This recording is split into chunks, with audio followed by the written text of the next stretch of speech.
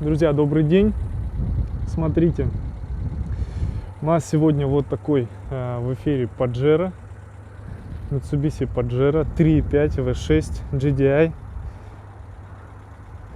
Не турбовый, обычный. Посмотрите, какой красавец. Такой кратенький обзор у нас будет сегодня на него. Тут больше, наверное, по внешнему виду. Машина крайне интересная.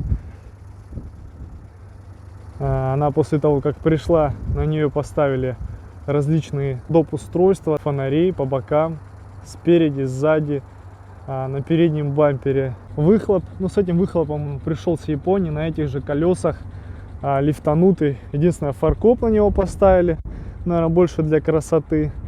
Лифтанули немножко у него, посмотрите, какое расстояние у него просто от рамы до кузова. Тут реально можно залезть. Маленькому животному, тут собаку можно просто возить. Охренеть просто. Посмотрите, как он высоко стоит. На таком реально можно отправиться куда хотите. Такие вот подсветочки, домкрат на крыше.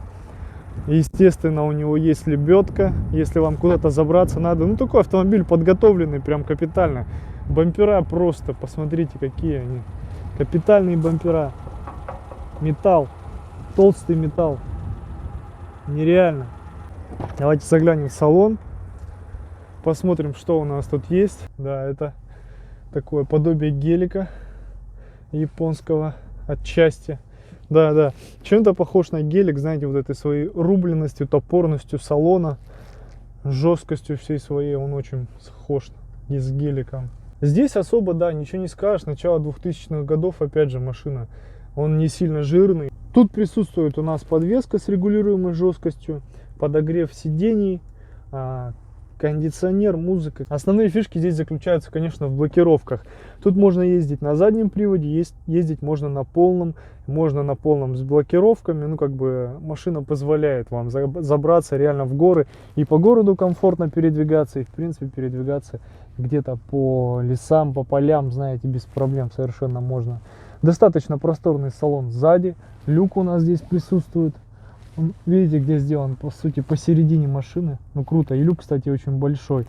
Такой квадратный, не прямоугольный, как обычно. Хотим мы включить полный привод. Нажимаем рычажок и вот так вперед. Все. Подключил передние колеса. Надо выключить полный привод. Рычажок на себя назад. Все, чисто. Через задние колеса будут работать у нас, соответственно, машина. Пятиступка у нас здесь, автомат. Причем, посмотрите, со спорт режимом. То есть можно вручную скорости попереключать. То есть можно даже на этой машине попытаться понаваливать. Но она не для этого, наверное, конечно, в первую очередь.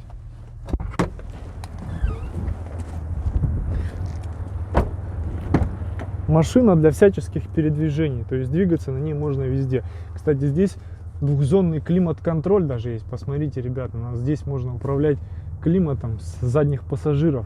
Сесть можно комфортно, место есть. Что классно, конечно, здесь, то что высокая посадка, сиденья складываются. Очень круто это. И заглянем в багажник.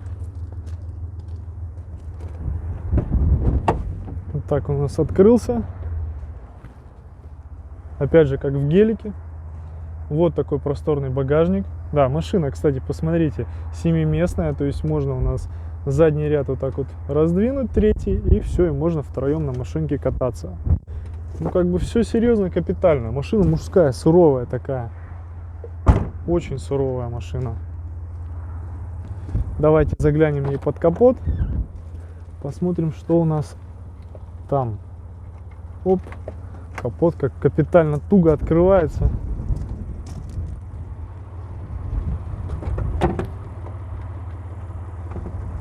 Ох, машина. Ох, капот-то какой тяжелый.